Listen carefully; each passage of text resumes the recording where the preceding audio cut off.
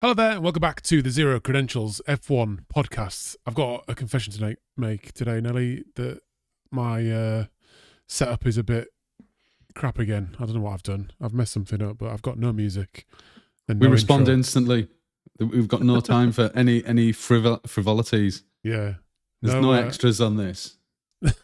There's no cherry on top. Just pure hardcore racing analysis. Yeah, F1 analysis. That's what you get on Zero Credentials. Correct. And you're coming from somewhere quite rural today. I can see from the wooden beams. I am. I'm having a little bit of a holiday. Oh, that's nice. Yeah, that's nice. Did you? But do you still get to watch the F1 up there? Have you? I did. Have you actually seen the race? I've seen the race full live stream. So as rural as it is, I'm hooked up with all of the modern accoutrements for Formula One racing. I wouldn't have come otherwise. I wouldn't have come. Yeah, such is the commitment to F1. That's what you're getting from this channel. Just pure commitment to F1. I was watching qualifying yesterday from a random campsite somewhere in the UK. It's the time of the year, brother. We've got to do our bit, don't we? Yeah. It's hard to squeeze in life. Oh, yeah, indeed. Made it back for the race today, though, which quite was... Nice. Come on, everyone. We're going home. Come on. Let's go. It's time to go now. But Daddy, we're having a lovely time. Come on. Shut up. Daddy's got work to do. And call this work now. Nice. So what did you reckon? What did you reckon to that? I enjoyed it. Good race. Austrian. It was Austria, wasn't it? Yeah. 2025. Once it eventually got going, it was well worth a watch. Bad luck for Kimi and Max. It just seemed to be one of those things. I think they're talking that Kimi will get maybe a few grid penalties for next race. Which is Silverstone. I think rightly so. Like that was such a rookie maneuver, wasn't it? Like I think, did you hear his mid-race interview? Yeah, he was saying, "No, actually, I didn't necessarily. I didn't necessarily get my braking wrong. It just locked up. It was like, mate, that was the most rookie thing I've ever seen. Just sending a lunatic move. Yeah. Just went, why is everyone slowing down around me? This is great. Yeah. Oh shit. And wiping out the world champion. I know. There must have been some hefty damage on that. He T-boned him, didn't he? Right in the side. Yeah, I mean, it couldn't have gone much worse when you saw the onboards from Max's car, and it was just like he's doing nothing wrong. He'd made a good start. Actually, he'd got past Liam Lawson, hadn't he? Yeah. But when you head into a corner like that and you've lost it, I mean, it must just go into slow motion. I mean, they do say that, don't they? And you are literally just going forward. Yeah. You're a passenger. Absolutely. Oh, no, I like his car. I'm going to hit the world champion. Oh, well. Yeah, once it's locked up, you just enjoy the ride. Yeah. No, please don't hit Max. Not Max. Shit, it was Max. Well, at least he didn't go out and lamp him. I thought. I know. I mean, Max was pretty cool about it. To be fair, wasn't he? Like bit of a shrug. No, well. Yeah, I think he knows his titles, but not really happening this year. Yeah, I mean, I think he probably also knew what we all saw by the end of the race was the just devastating McLaren pace and a Ferrari that was much improved. Yeah, couldn't get lagging. Yeah, lagging like 30 odd seconds. Well, 20, half a minute behind. Seconds behind. Goodness me, that's wrong, mate. That's wrong. Yeah. And even Gorgeous George couldn't really do much in the end. He had a very lonely race again. But I think they were saying before the race that the Mercedes suffers quite a lot with deg and in the heat particularly. And once the car's not under them in that regard, they've got no chance. The car's fundamentally sound, but it really chews through its tyres and very sensitive to any sort of adverse weather conditions. Yeah, I mean that is true, isn't it? But I don't think that's fair enough. Mm. Yeah, the car doesn't work when it's hot. Well, you need a... Yeah. F1 runs through the summer, in some pretty hot countries. Like, you can't have that. Every country they go to is hot at some point, especially like the winter. Oh, where do we go? Oh, let's go to Saudi Arabia in the Middle East because it'll be lovely and cool there. No, I mean, roasting. With the heat we're getting, the sort of predicted heat we're getting this week, Silverstone could be smouldering as well next week. Well, the other year when you got an absolute scorching. Yeah, didn't you? 2021. Yeah, it was really hot. But yeah, I mean, Mercedes. What are they? They were like 30 odd seconds, 20 seconds behind Drift. Yeah. behind Ferrari, and Ferrari another 20, 30. I mean, they nearly got lapped. Nearly got lapped. Yeah. Yeah. If it had gone on for like another 5 laps or so, it would have got lapped. But it was pretty depressing though, because very early in the race, Charles Leclerc's radio engineer was saying, "You got to, what was it? They had an acronym for him, LICO, wasn't it? lift and coast." Yeah. Oh my God, lifting and coasting, and it's not even for fuel at that stage. Yeah, it can't have been because they'd already had a safety car by that point. Exactly. So it couldn't have been for fuel. Yeah, I mean, I think and coast just to keep the thing cool enough. Yeah, I think it was it Ted mentioned that might be something to do with a floor issue, which has been plaguing them for a while. Well, even so, I mean, yeah. You think, well, why are we even racing it? This is, I mean, I know they're going through the motions at that stage. If they know that 6 laps into a race, that things are getting a little bit ropey for them, it must be so depressing. Lewis must have had the same message as well. I know, yeah. Just stay in a decent gap behind somebody and just keep going round in circles. Yeah, I mean, I didn't hear much of Lewis's radio today, but he can't have been a happy bunny in that car. No. He's not. He's a guy that wants to win his 8th championship. He's not happy when he's 30 seconds off the pace, is he? At the end of the race? Well, I started with such high hopes because he was very racy against George early doors. Yeah, and they were going to it, and equally they Ferrari were lifting and coasting, and McLaren were going, let's just race and burn through these tyres as fast as we possibly can because we're still that much faster than everyone else. So even if we wreck the tyres, it doesn't matter. Doesn't matter. Such a good point. Like they were flat out the entire race, weren't they, McLaren? Oh, well, let's talk about them because that was some good entertainment. Yeah, I mean, one of the things I think I said to you during the race was that, like, I like F1. And what I love is seeing racing for the lead. Like nothing gets me excited like racing for the lead. And it was just beautiful racing as well, wasn't it? It was. They were both absolutely going for it. Yeah. I mean, that's why I watch for that. And they were going full pelt as well. And fair play to them both because Oscar was stuck behind him and it can't be easy to be stuck behind in these conditions when you're cooking your tyres and your brakes. He was trying to nip out to get a little bit of air, but he's still in the danger zone, being in less than a second. Yeah, so you said it in the race. Like to follow like that is hard work, isn't it? Like and he made it look easy for so long until he almost. I sent that and almost instantly. he locked it up, and I was not slightly disappointed that he locked it up because I want to see them put that much effort in and go as fast as they can.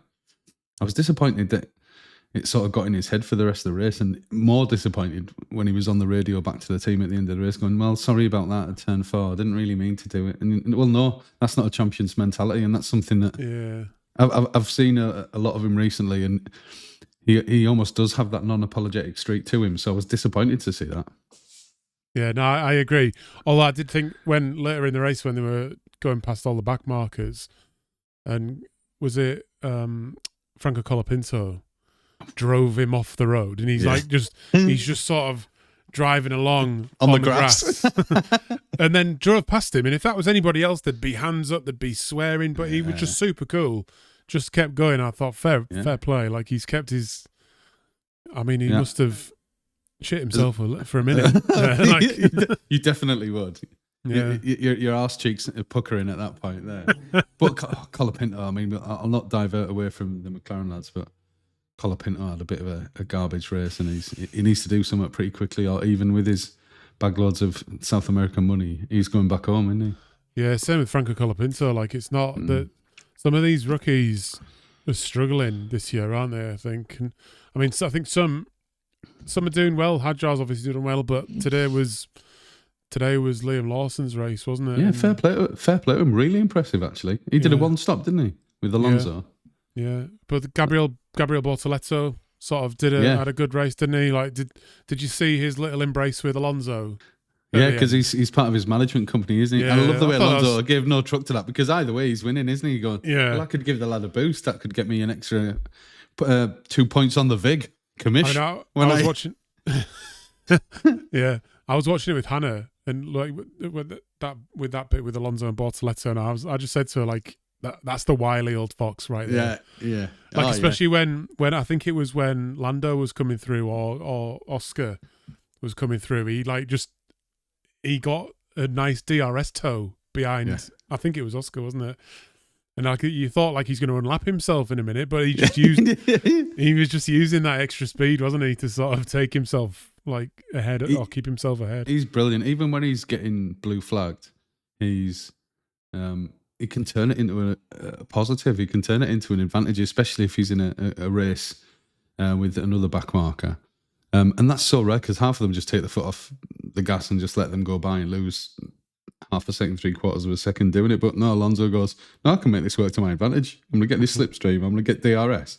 And I'll boot off down the road and just drop this loser behind me. Yeah, I absolutely love him. I really hope that Aston Martin is fast next year, because Audi fast. It would just be, well, no, it'll be what's his face? It's Haas Sauber that's going. Sauber are becoming Audi. But Aston Martin have get the Honda. Yeah, Honda, and what's his name? I can't remember his name. The designer. I'm going blank. The pressure. The pressue. This is why we're called Zero Credentials. Oh, mate. God. Adrian Newey. Yeah, that's sake.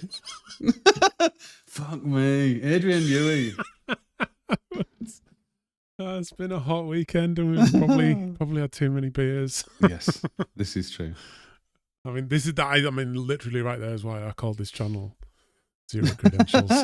just in case we fuck it up like that. What says our characters more than anything else? Got it. I've got a name for the podcast. Nelly, I've got it. Yes, that's it, Eddie. That is it. But a bit of jeopardy at the end as well, with Oscar coming back within a couple of seconds. Traffic tortured him in the end, but at least he kept the pressure. He kept the pressure on, didn't he? I thought that was good. What do you reckon to the?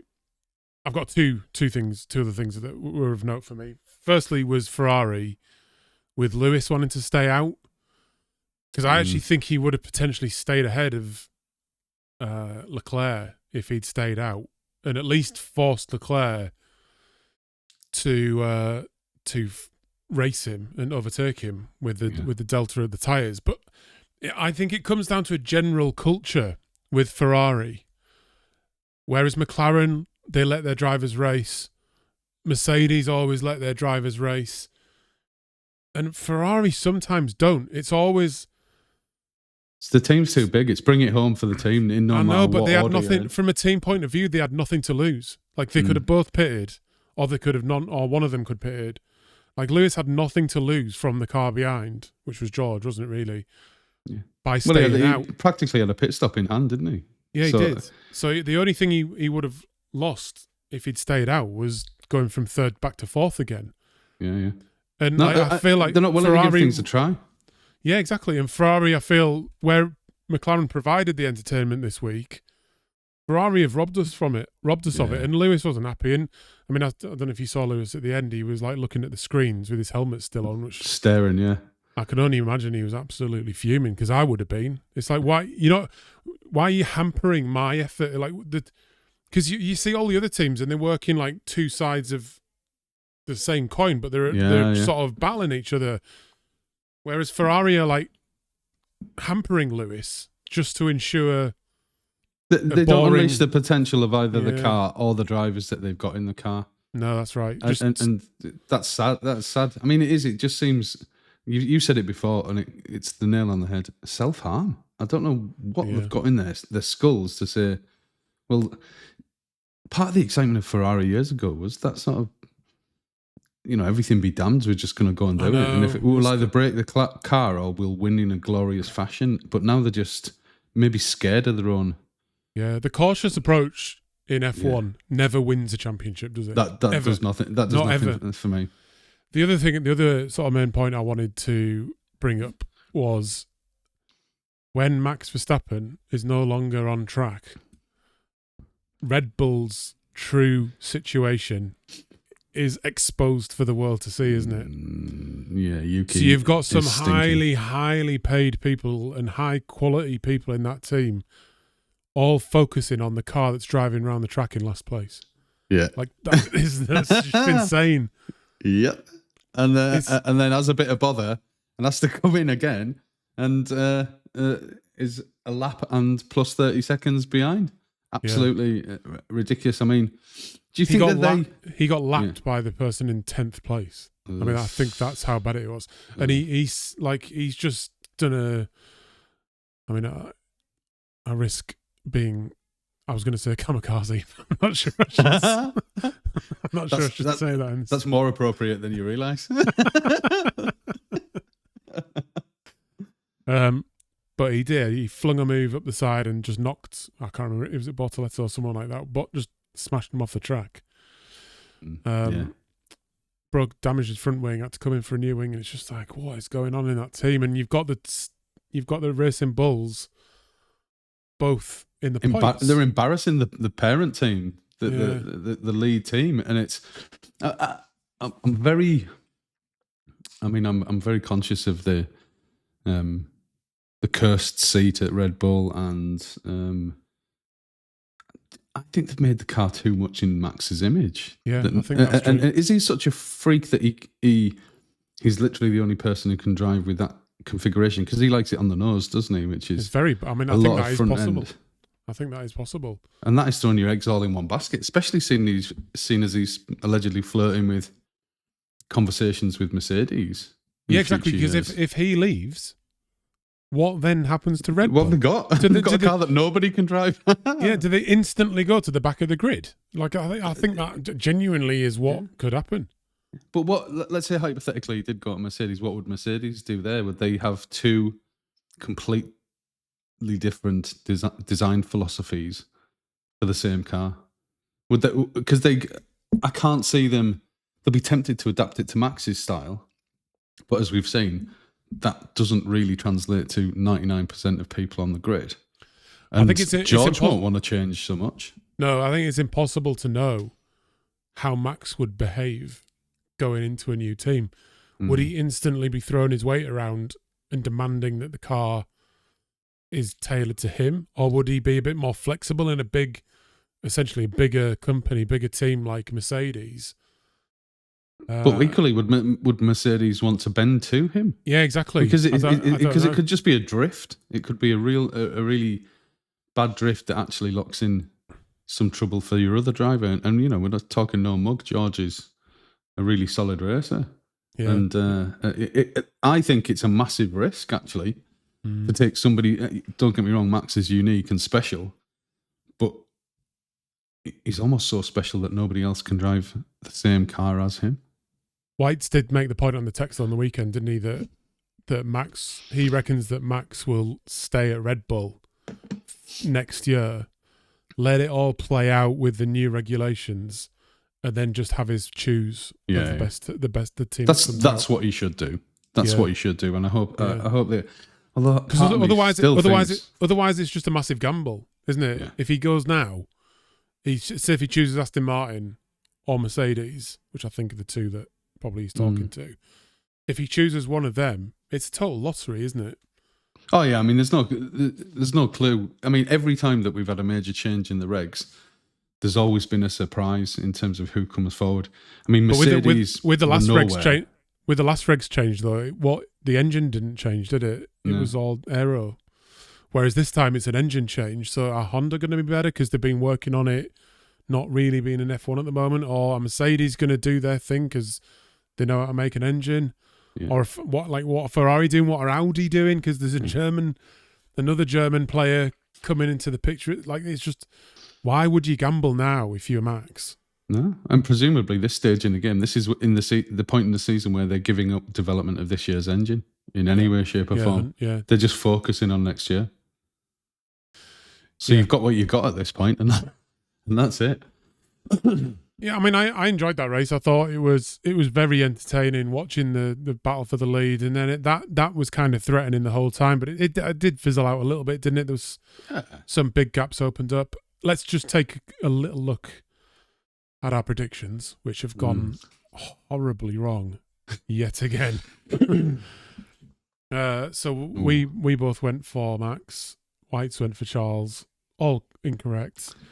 Lando won. Actually, you've got a point. I've got a point. I think Whites has 2, though. I think he has 2 points. Does he? For Leclerc and Russell.